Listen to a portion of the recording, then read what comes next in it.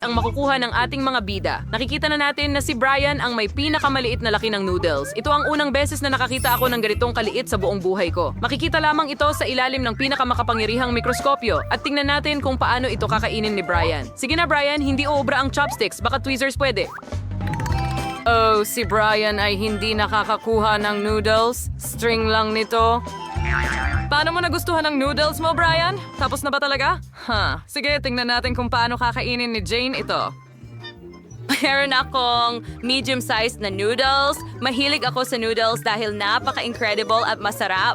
Ngayon, tikman natin ang lahat ng sabay-sabay dahil sobrang gutom na ako. Well, gusto ko lahat ito sa chopsticks at narito ang aking yummy. Subukan natin. Wow, ang sarap. Anong tinitingnan mo? Roxy, pwede ka nang magsimula. Oh, sa wakas, gutom na ako. Nakuha ko ang pinakamalaking pakete ng noodles sa buong mundo. Ay kailangan ko na itong tikman agad. Pero para hindi na patagalin, kakainin ko ito gamit ang aking mga kamay. Mga kaibigan, napakasarap nito. Sisisiring ko ito. Ang saya mo. May mga noodles ako sa ulo ko. Ayos. Naniniwala kami sa'yo, pero maaari kang kumain ng mas maingat. Ano? Bakit ang liit ng bote ng Coke ko? Oh, sakto lang ang laki ng akin. Wow, mas malaki ang bote ni Jane at si Brian ang may pinakamalaki sa lahat. Paano mo iinumin lahat yan mag-isa? Simulan natin kay Roxy. Susubukan ko na ito ngayon at patutunayan na masarap ang akin. Sarap. Iyon na ba talaga lahat? Jane, pwede ka nang magpatuloy? Sige, susubukan ko na ito ngayon. Buksan natin ito. Sige, malapit na akong matapos. Tara na. Hiya! Nagawa ko.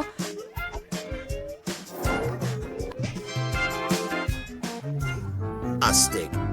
Ngayon, iinumin ko na ito. Pero sandali. Oh, malagkit na candy ito. Ginawa mula sa Coke. Oo, ang astig, masarap. Oh, tapos na ba agad, mga kaibigan?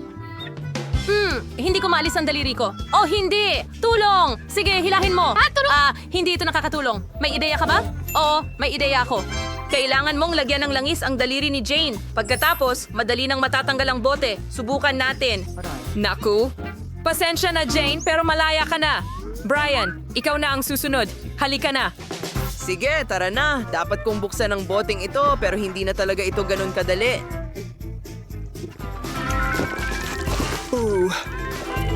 Ang sarap. Kadiri ang dumi mo ngayon. Oh, wala akong pakialam. Sobrang sarap nito. Wow, ang liit na Chupa Chups. Nakikita lang siya ni Jane sa ilalim ng mikroskopyo, pero mas malaki ang kay Roxy. Pero tingnan mo si Brian, may malaking Chupa Chups. Tara na, Jane, ikaw na. Bakit ang liit-liit ng lollipop ko? Well, kakainin ko na lang ito sa ilang segundo. Sige, subukan na lang. Masarap. Mga kaibigan, hindi kayo maniniwala, pero talagang kinain ko ito sa loob ng ilang segundo. Roxy, pwede ka na magpatuloy? Magaling! Matagal na akong hindi kumakain ng Chupa Chups at ganitong laki. Siyempre, ngayon, suriin natin ang lasa. Wow, ang sarap at ang ganda, pero ang tigas at ang tagal kainin. Pagod na ako, mga kaibigan. May mga ideya ba kayo? May naisip ako? May baso ako para sa'yo. Ipaliwanag ko na ngayon. Pwede mong inumin ang chupa chups mo ng mas mabilis. Ngayon, may burner ka na. Pwede mo itong tunawin diretso sa baso mo. Sige. Sa ibabaw ng baso. Wow, halos mapuno na ang baso. Tara na.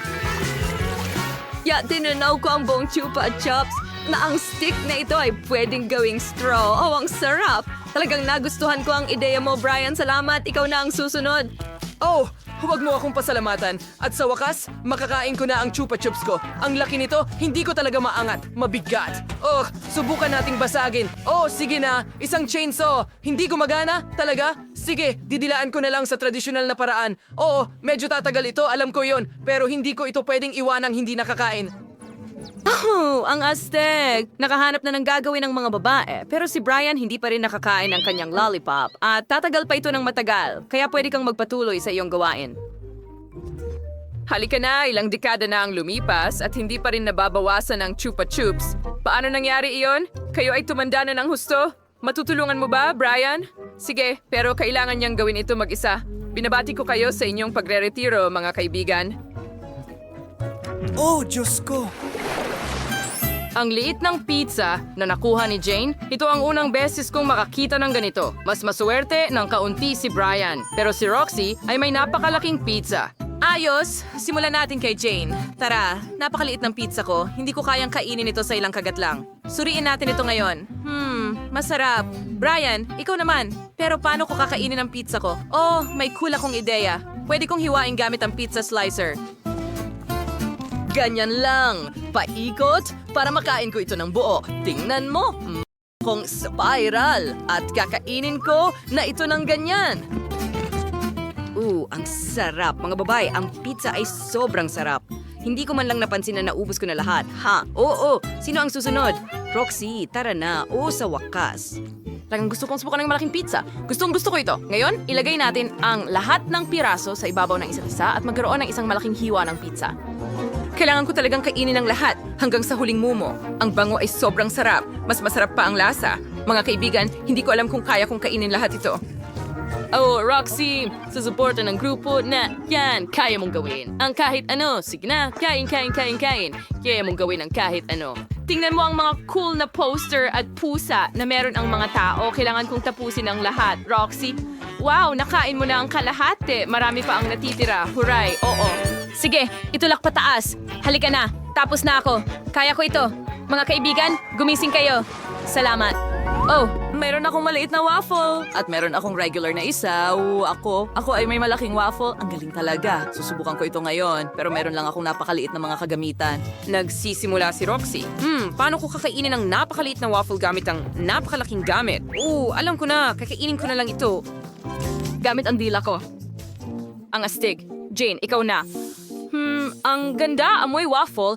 Kailangan ko itong tikman agad. Pero una, maglalagay tayo ng napkin para hindi ako madumihan. Maglagay tayo ng salamin para sa patos.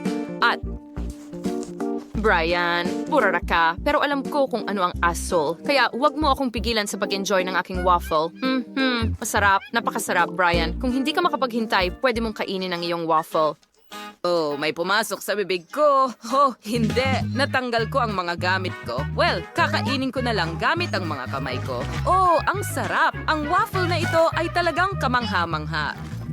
Sobrang gutom ko kanina at ngayon halos busog na ako. Ang sarap. Ano? Bakit ang late ng pizza at normal lang kay John? Napakaswerte ko. Wow, Chloe, may pizza bang kasing laki nito?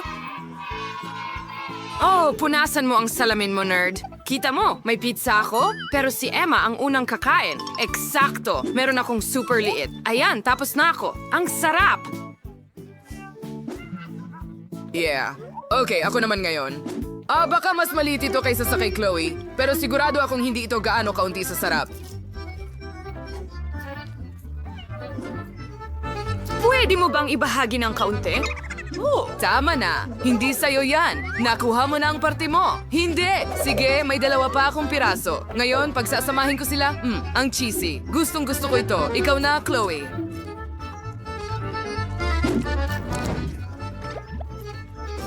Salamat sa pagpapaalam, nerd. Magsimula tayo sa unang piraso. Wow, napakasarap nito. Siguradong makakakuha ako ng sapat para sa buong taon. Guys, pasensya na. Pero may isang bahagi lang para sa akin. Kaya, hindi ko talaga maibabahagi. Hindi ko mapigilan. Ang sarap talaga. Chloe, mga goodies. Baka dapat tumigil ka na. Paano mo nauubos lahat yan? Hindi. Ang tiyan ko. Ang laki! Bakit ka tumatawa? Tumulong ka sa akin, Emma. Pakiusap. Ang gawain na ito ay para sa akin talaga. Halika na, Chloe. Mas tumpak, umalis ka na rito. Okay, Chloe, ito ay isang treadmill. Treadmill, ito si Chloe. Nakilala mo na ba? At ngayon, nagsisimula na kaming maging magkaibigan. Tara na! Tara na, Chloe. Huwag maging tamad. Bilisan mo ng katamtaman at tumakbo. Tara na, bilisan mo. Chloe, para sa isang piraso ng pizza? Sige na, mag-ehersisyo, baby. Maaari mo bang ibigay ito sa akin agad? Ang sarap tingnan. At tapos na tayo. Wow, Chloe, ang ganda mo. Mag-selfie tayo ng magkasama. Kuna ng sandaling ito. At ano ito? May maliit na mumu ako sa plato ko. Mas malaking marshmallow ang meron ako. Ano Huwag ito? kang huminga at huwag titigan ang marshmallow ko. Mas mabuting gumawa ka ng sarili mo. Sige. By the way, nakaisip ako ng napakagandang ideya. Iprito ko ang maliit kong marshmallow para mas sumarap ito para sa akin. Oh, magprito ng marshmallow sa kawali? Perpekto! Astig. At ngayon, kainin na natin ito. Napakasarap. Pwede mo na ipagpatuloy ngayon. Magaling! Gusto ko ring iprito ang marshmallow ko, ilagay ito sa skewer at kunin ang burner. At medyo apoy at ipaganda itong masarap. Oh, napakagandang gintong kulay. Subukan ito. Oh, ang sarap. Natutunaw lang sa bibig ko. Tapos na, maaari ka nang umalis. Sa wakas, may napakagandang ideya ako, ipiprito ko itong marshmallow. Oh, kailangan nito ng mas maraming apoy, perpektong kulay at anong bango. Kaya mukhang handa na ang lahat. Kaya ngayon, maaari ko nang subukan. Oh, mukhang malutong. Papunta na sa'yo.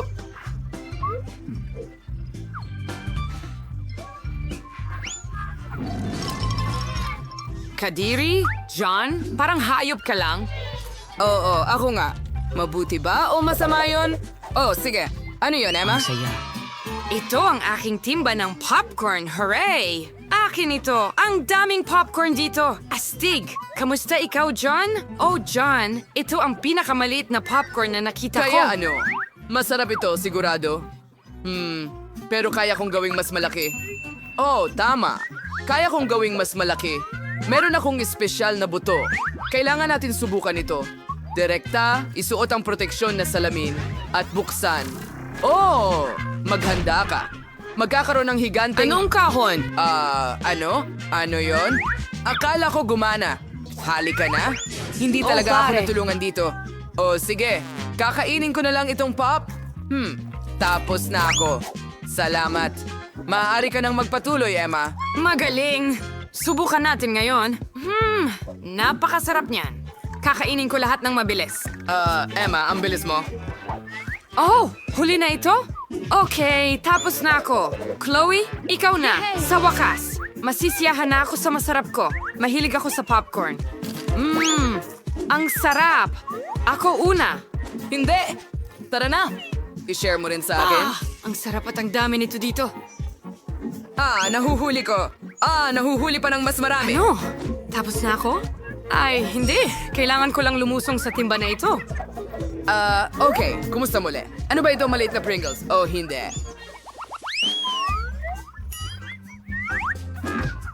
John, talunan ka lang. Mas malaki ang pack ko rito. Kahit na ito ang dambuhalang pack ng chips. Ano, John? Sige, pwede kang magsimula muna. Oh, mabuti. Mahirap para sa akin makita ang package na ito kahit may salamin. Siguradong makakatulong ang aking mikroskopyo dito. Subukan natin. Nako, patay. Natapon ko na lahat. Wala nang naiwan sa akin. Emma, ikaw naman. Magaling. Meron akong magandang ideya. Ngayon, agad kong huhugutin ang lahat ng chips sa pakete. Handa na! At tingnan mo ang cool na finger skate na binili ko. Hindi ba't astig? Tama? Nag-i-skate ako ng profesional, pero gamit lang ang aking mga daliri. Sige, kaya ngayon ang mga daliri ko sa paa ay nasa chips ko at maaari ko itong ipalipad papunta sa bibig ko. Napakagandang ideya, tama? Chloe, ikaw na ang susunod. Ayos! Sa wakas! Ang bagal mo! Gutom na ako! Ngayon, buksan na natin ang pakete at tikman ito. Ang lalaki nila. Ang sarap nila. Okay, mas maginhawa kumain sa ibang paraan. Ganyan lang, hilahin ang lahat sa aking... Ay, hindi! Masamang ideya ito! Ha? Tara, naipit ako. Tulungan mo ako. Nasaan ako? Chloe? Oh, oops! Dapat siguro ay tinulungan natin siya. O sige, meron tayong mga chips. Kaya kailangan nating itala ang burger na ito bilang pinakamaliit sa mundo, tama? At meron akong regular na burger. Meron akong napakalaking isa. Oh, tama! Pero nakakatawa ang sayo, John. Magaling, may naisip akong magandang ideya. Sa tingin ko, naisip ko ang isang bagay. Ibigay mo yan, ibigay mo ito. Mula sa lahat ng mga improvised na bagay na ito, makakagawa ako ng cool na bagay. Tingnan mo. Ngayon tingnan mo kung gaano ka-epic ihagis ko ang burger sa bibig ko. Handa ka na ba, Chaching? Oo, sobrang cool nun, di ba? Ikaw naman ngayon, Chloe. Magaling. Isang matinding gutom ang nagising sa akin. Napaka-juicy at masarap nito. Meron akong burgers at gustong-gusto ko sila. Tingnan mo, ayos lang ang lahat, di ba? Chloe, may bigote ka na ngayon. ganda pa rin tulad ng dati. Oh, siya? Ikaw naman, Emma. Gusto ko sana, pero paano ko ito kagatin ng mas maayos? Sobrang laki kasi. Oh, tama. May malaki akong martilyo. Ngayon, matutunaw na ito. Sige, handa na. Mas mabuti ang laki na ito. Ngayon, makakain ko na ito ng walang problema. Ang sarap. Oo, nagtutulo na laway namin dito. Sige na, tapusin mo na. Tapos na tayo. Ano? Bakit maliit lang ang donut na nakuha ko? Sa wakas, sinuwerte ako. Isang malaking donut, kahit na sandali, hindi pala malaki. Emma, meron ka na namang higanting pagkain? At talagang masaya ako tungkol dito. Hindi na ako makapaghintay na kainin ito. Pero si Chloe ang magsisimula. Ako? Sige, ayos lang. Kakainin ko ito agad ngayon. Iyan lang. Oo, tapos na ako. John! Maaari mo nang kainin ang donut mo ngayon. Talaga? Wow, ang sarap naman. Gustong-gusto ko talaga ang mga donut. Emma, pero interesado talaga ako kung paano mo kakainin yan. Ngayon, hindi naman ako pumupunta sa gym ng walang dahilan, tama? Kailangan mo lang maghanda ng maayos bago hilahin ang ganong mga donut. Kaunting pulbos sa mga kamay at itaas. Napakalakas ko. Ano? Ayos ka lang ba, Emma? Oo, ngayon hati-hati na ang donut ko at pwede ko na itong kainin ng mas madali.